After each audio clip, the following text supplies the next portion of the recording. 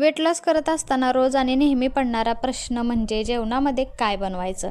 चला तर आज बनवूया आपण हेल्दी आणि चटपटीत असं बीटरूटचं सूप.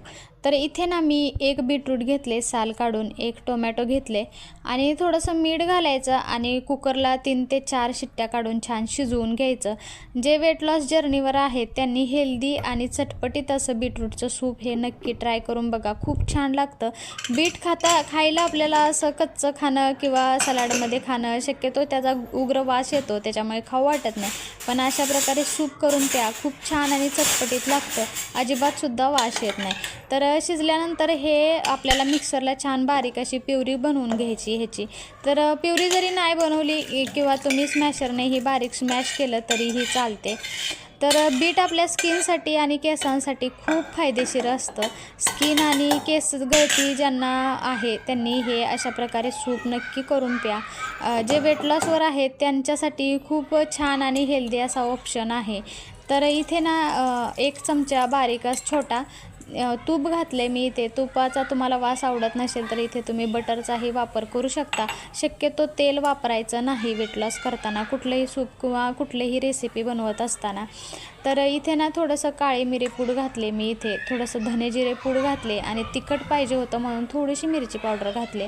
हळद घालायची थोडीशी आणि मग नंतर जी प्युरी केलेली होती ना तीही वरून टाकून द्यायची आणि एक छान उकळी काढायची. 5 ते 7 मिनटं छान शिजू द्यायचं हे मिश्रण छान असं. आणि नंतर वरून परत आपल्याला त्याच्यामध्ये कोथिंबीर घालायची आणि मस्त आणि चटपटीत असं बीटरूटचं सूप आपलं तयार होतं. नक्की रेसिपी ट्राय करून बघा. आणि मी आता 15 दिवसात गेल्या 2 किलो वजन कमी केलेलं आहे. ते वजन कसं कमी केलं आहे त्या सगळ्या रेसिपीज मी तुमच्यासोबत शेअर करत जाईल. माझं रुटीनही मी तुमच्यासोबत शेअर करत जाईल आता. आणि तुम्हालाही आशा करते की माझे हे व्हिडिओज आवडतील, की मी 15 दिवसात कसं वेट लॉस कमी केलं. आणि माझे व्हिडिओज जर तुम्हाला बघायला आवडत असतील तर एक लाईक आणि चॅनलला जर अजून सबस्क्राईब केलं नसेल तर चॅनलला सबस्क्राईबही करा.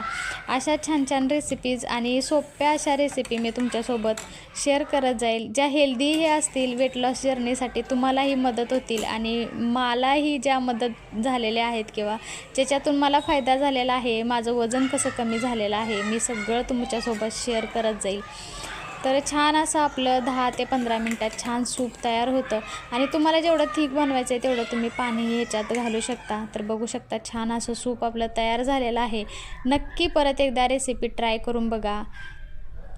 चला तर भेटूया उद्याच्या रेसिपीमध्ये. बाय.